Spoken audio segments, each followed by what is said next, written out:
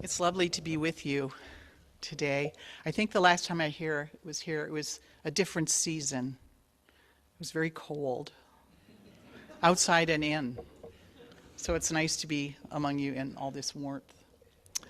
And the seasonal changes just takes me to that place of awe of the beautiful recreation of life that is happening around us in the out of doors.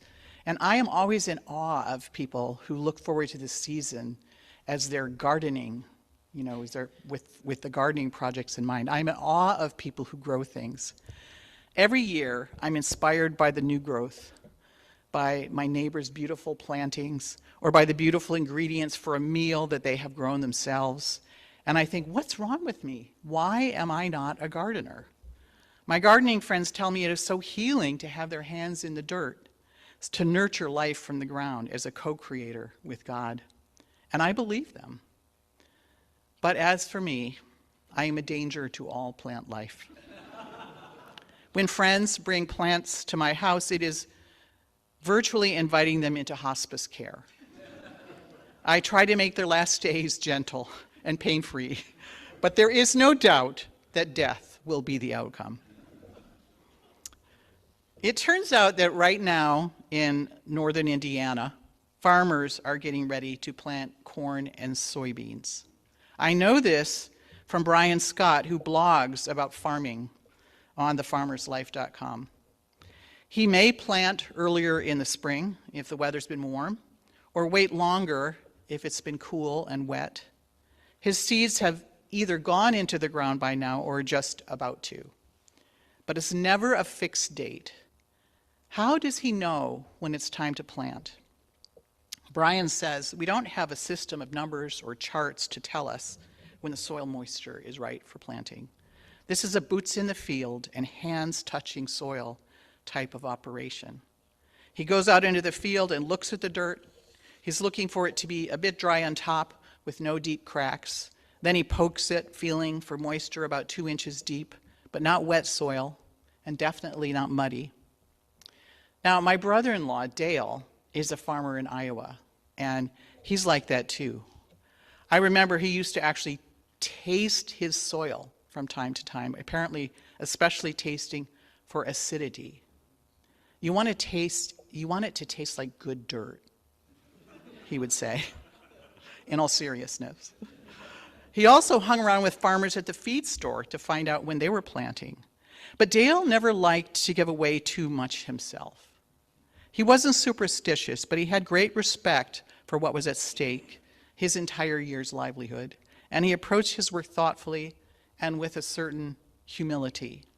He had to be willing to check in on his doubts before he made his decision. I was wondering why Thomas wasn't with the other 11 disciples when they first saw the risen Jesus, and we don't really know why, but I like to think he was out on his tractor, planning, because the soil told him, this is where you need to be. Or maybe he was feeding livestock. These are the kinds of things that don't pause, even for a resurrection. In any case, when the disciples came to Thomas, breathless and excited and full of the Spirit, I envision him listening with a kind of impassive face, like, Henry Fonda in The Grapes of Wrath, just taking it in. He pauses for a moment and bites down on his piece of straw and says, now that's something I'd like to see for myself. And for this, Thomas has been cast as one lacking faith. But I say he is like that farmer. Imagine if the farmer came home from the feed store one day and said, well, everybody's planting, so I guess I will too. His wife would look at him and say, have you looked at the ground yet? He would go put hands in his dirt. He would have to do that. He would have to see for himself. And even more than our farmer, Thomas is in uncharted territory. He's heard the other disciples say they have seen Jesus, but he hasn't. Furthermore, the disciples are not really acting any different than before the crucifixion. In fact, they seem more freaked out than ever. They're huddled with him in a locked room, virtually in the dark, in fear. What can this mean? We've seen Jesus, but what can this mean? Even more than they, Thomas must have been wondering, what is going on with you? And then the story goes, in some mysterious manner, Jesus is in the room with them. How did he get there? It's not clear. We don't worry about those things. But Thomas was clearly unsure. Maybe he was neuroatypical. Or maybe he came out as a censor on the Myers-Briggs test as opposed to an tutor.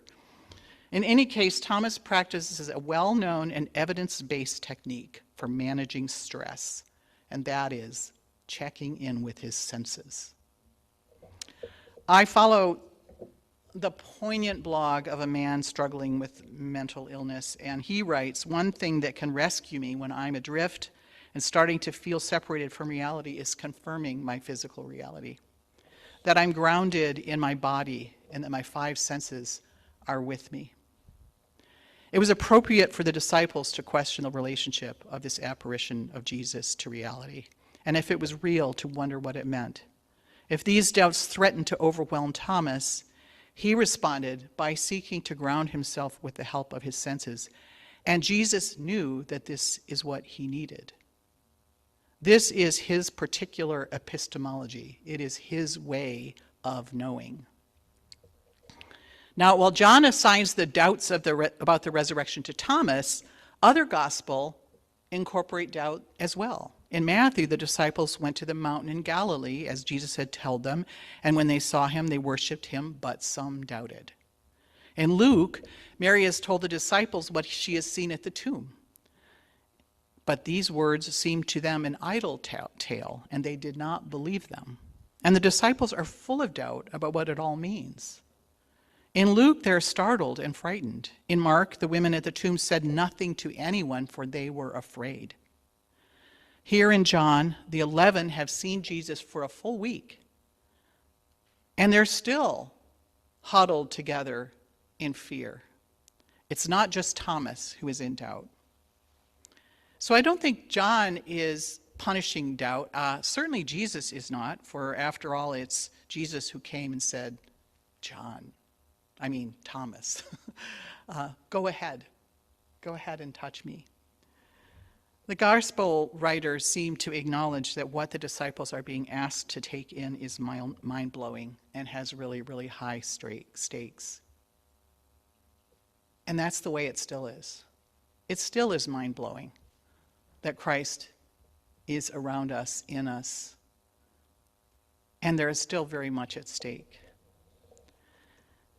But it's interesting that when Thomas understands this, once he has seen, he is the one who understands immediately what it means. He is the one who then says something that none of the disciples said the week before or say in the other Gospels. He says, "My Lord and my God."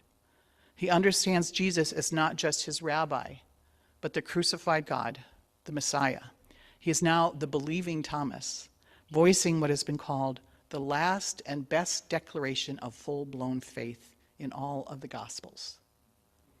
My Lord and my God.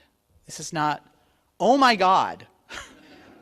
Thomas has received the revelation that is the culmination of the entire fourth Gospel. He has put together the theological puzzle, Jesus as the Word made flesh. And did you notice that Thomas does not tell Jesus to show him his body? It is Jesus who offers him that opportunity with no judgment. And it's also significant that Jesus has returned to his disciples for this brief time, raised from the dead, but with his hands and feet and side unhealed. His wounds remain like a signature. How was it that Thomas knew that it was those wounds he needed to see to believe that the crucified one was the Lord? Because how could it be the Word enfleshed if there are no wounds on the body? He could have said, I need to see his face, or let me see his halo. He needed to see his wounds. And by demonstration, Jesus says, behold my body, that of the wounded healer. But now you are my body. We are his body. We are the community that confesses the risen Christ. Richard Hayes wrote, the world says to us, unless I thrust my hand into the church and find real wounds, no way will I believe. So we must show to the world what Jesus offered. We must show our own wounds, our own vulnerability to those who are unswayed by fake news of cheap salvation. Those who have become deadened to simplistic platitudes and easy answers, black and white certainty, the hypocrisy and inconsistency between the words and the example of the church, and its hostility to people who ask questions in their doubt. We who confess Jesus are no better, no more holy, and no different from those who do not. We must embrace and engage our own doubts, for faith and doubt are dynamic things. Frederick Buechner once said, "If there is no room for doubt, there is no room for me." Jesus knows we doubt. When he said, "Blessed are those who have not seen and yet have come to believe," he is not rebuking Thomas, for he could show Thomas what he needed. He was talking about us, we who could not see what Thomas saw, we who could not feel what Thomas felt, who did not walk with Jesus as the first apostles did. So our liturgy, the liturgy of our church, we're very proud of it, and rightly so. It is beautiful. Scripture is engaging. Words can illuminate. I hope my words do. Knowledge is helpful. Doctrine, maybe. But faith is nurtured by experience, especially in community. Experience we feel and touch and taste and hear. Faith is a knowing in the heart, assurance of what it is hoped for, as Paul says in the letter to Hebrews. Jesus showed up for Thomas when he needed this assurance. For Thomas, it was seeing the wounds. For the farmer, it is feeling the dirt. How do we know? How do we now show up for others and meet their doubts? Seeds of faith need water and nourishment and protection. There's nothing gained in standing over them and demanding them to grow or demanding them to believe. Jesus didn't do that. This gospel is no ghost story. It's not like a science fiction story about a visitor from another planet. No, it is a personal invitation to come close and to experience the love of Christ as love and radical hospitality in the world. There is no need to apologize for engaging our bodies and our senses in this walk, for Jesus was the incarnate God, and his ministry was in the world. God was affirming, touching, seeing, tasting, hearing. Our liturgy is intended to engage our senses. Now we are given Jesus' ministry to the world's Thomases, to the Thomas in each of us, and so we go forward in love as Christ did, as cultivators of faith. We show up for others in tangible ways, feeding, hugging, healing, listening, giving furnishings to a refugee family, knitting them a shawl interwoven with prayers, digging our hands into God's green earth in our garden. We show up with the bodies we are given, and we show up with all our wounds. People who say they have no wounds, in my mind, are not trustworthy. I want to trust someone who knows what it is to be wounded with my wounds. So we meet people where they are, even if we have more, even if society gives us higher status. We see what happens when people in power who are deeply traumatized and deeply wounded, what harm they project when they are not facing them and they are not confessing them. So we show up with the body we are given, and we meet people where they are, as Jesus did for Thomas in that locked room, as God showed up for humanity in Christ. I'll see you in the garden. But don't let me do anything.